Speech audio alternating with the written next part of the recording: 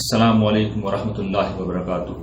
محترم ناظرین، ہم جس ملک کے جس خطے کے باسی ہیں اس کے متعلق تاریخ کا مطالعہ یہ بتاتا ہے کہ اس خطے کو کم و بیش پچھلے 3-4 ہزار برسوں سے مسلسل لوٹا گیا ہے۔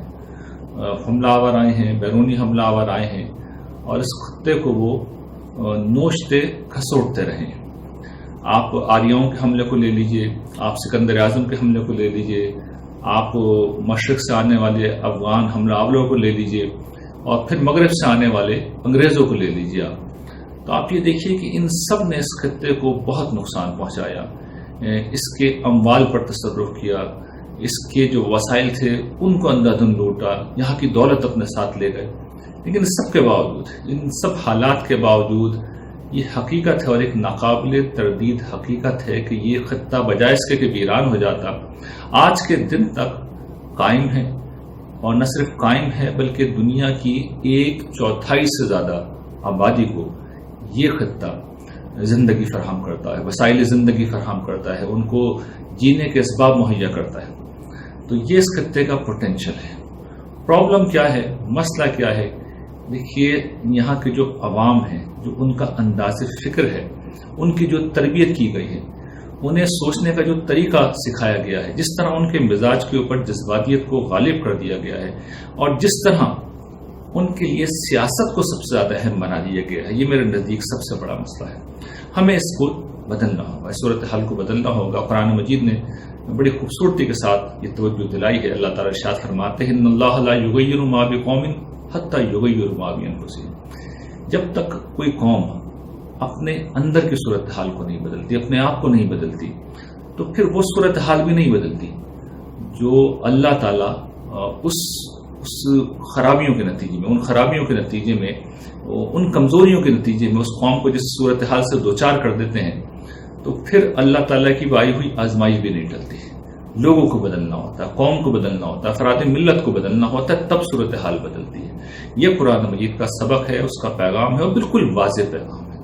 تو یہی وہ چیز ہے جس کی طرف میں اب آپ کی توجہ مبذول کرانا چاہ رہا ہوں کہ دیکھیے، خرابی ہمارے اندر ہے، مسئلہ ہمارے اندر ہے، اور جیسے کہ میں نے توجہ دلائی، بنیادی مسئلہ یہی کہ ہم نے سیاسی مسائل کو سب سے بڑا مسئلہ بنا رکھا ہے۔ اس لیے ہماری توقعات اگر وابستہ ہوتی ہیں تو سیاستدانوں سے وابستہ ہوتی ہیں، جبکہ حقیقت یہ ہے کہ قوم دوسرے طبقات بناتے ہیں، قوم عوام بناتے ہیں، قوم افراد بناتے ہیں۔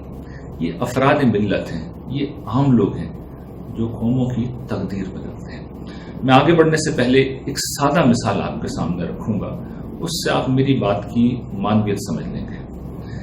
دیکھیے، پاکستان بننے کے بعد جو سب سے بڑا آدمی اس قوم نے پیدا کیا ہے وہ ایک بالکل غریب سا شخص تھا۔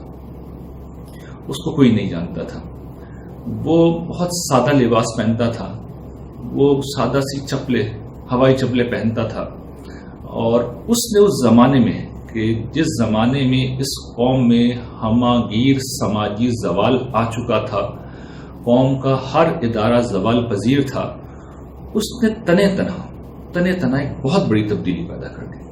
اور وہ کیسے کیا؟ اس نے کسی پر انگلی نہیں اٹھائی، کسی کو الزام نہیں دیا، کسی سے شکایت نہیں کی۔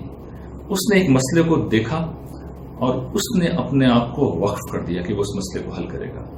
یہ شخصیت تھی جناب عبدالستار ایدھی کی، جو میرے نزدیک پوسٹ پارٹیشن ایرا کے سب سے بڑے پاکستانی تھے، سب سے بڑے آدمی تھے۔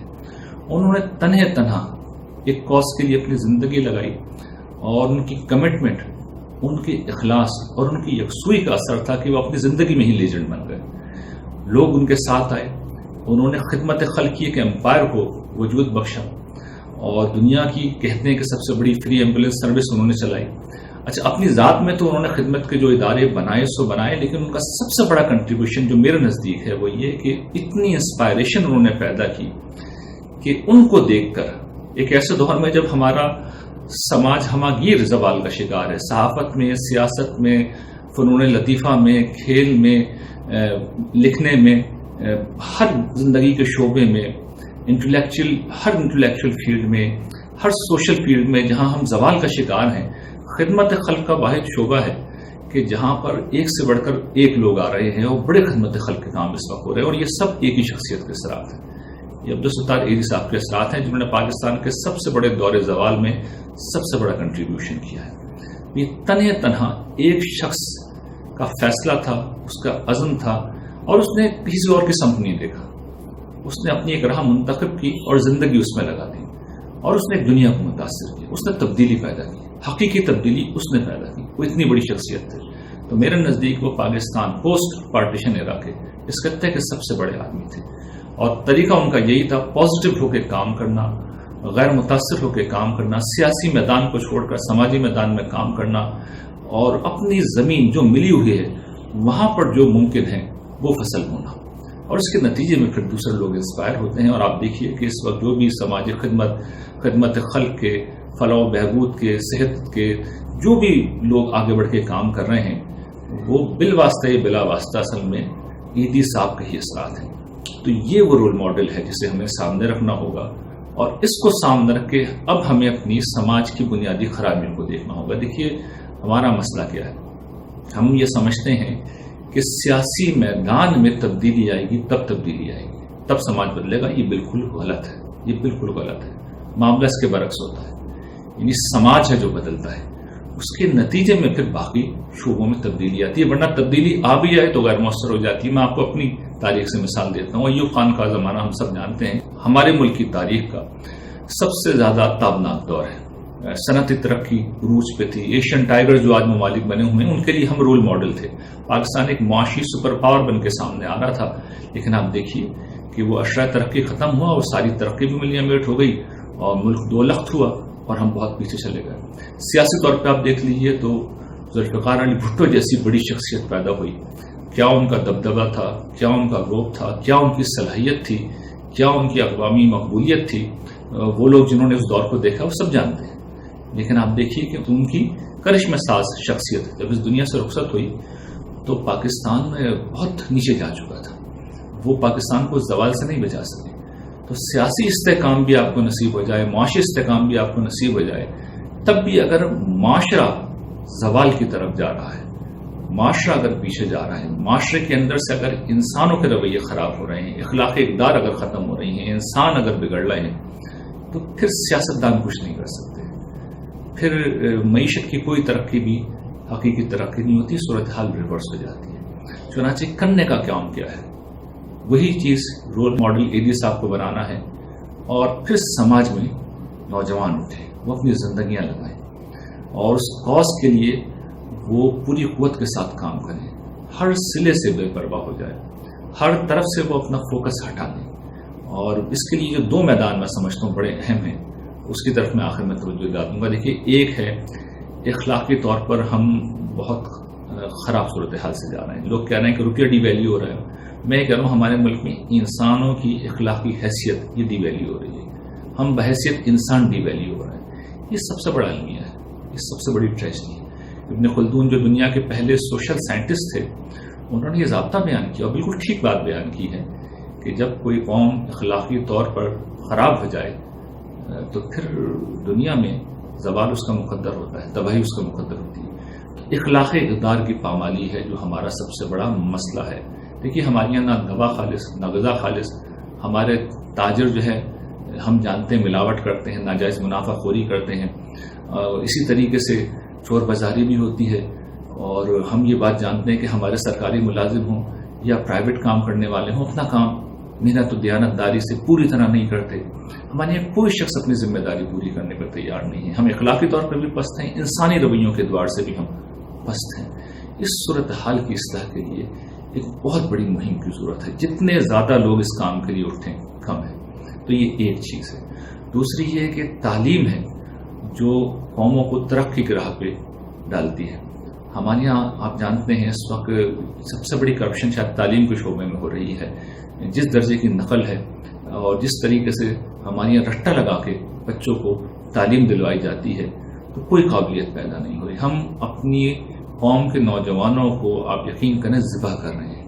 ہم تعلیم بظاہر انہیں دے رہے ہیں لیکن ہم در حقیقت میں صرف ڈگریاں دے رہے ہیں. ان کے پاس تعلیم نہیں ہے، وہ دنیا کو کمپیٹ نہیں کر سکتے، وہ دنیا کا مقابلہ نہیں کر سکتے. ہم شکست کھا جائیں گے دنیا سے اگر ہم نے اپنی قوم کو حقیقی معنوں میں تعلیم یافتہ نہیں بنایا. تو ضرورت ہے اس بات کی کہ لوگ اٹھیں اور قوم کو تعلیم یافتہ بنانے کے لیے کام کریں اور زندگی لگائیں، اس کے لیے پوری زندگی لگائیں۔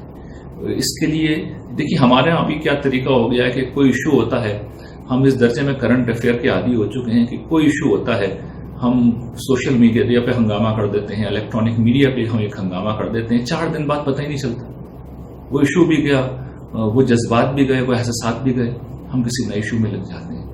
ایسے قوموں میں تبدیلی نہیں آتی، ایسے قومیں نہیں بدلتی۔ کچھ لوگوں کو طے کرنا پڑتا ہے کہ وہ کچھ بنیادی چیزوں کے لیے زندگی لگائیں گے، وہ مشہور ہونے کو اپنی زندگی کا مسئلہ نہیں بنائیں گے، وہ اپنے آپ کو اپنی تمام تر صلاحیتوں کے ساتھ زمین میں دفن کر دیں گے، وہ بنیاد بنیں گے جو زمین میں دفن ہو جاتی ہے اور اس کے اوپر ایک شاندار عمارت تعمیر ہوتی ہے۔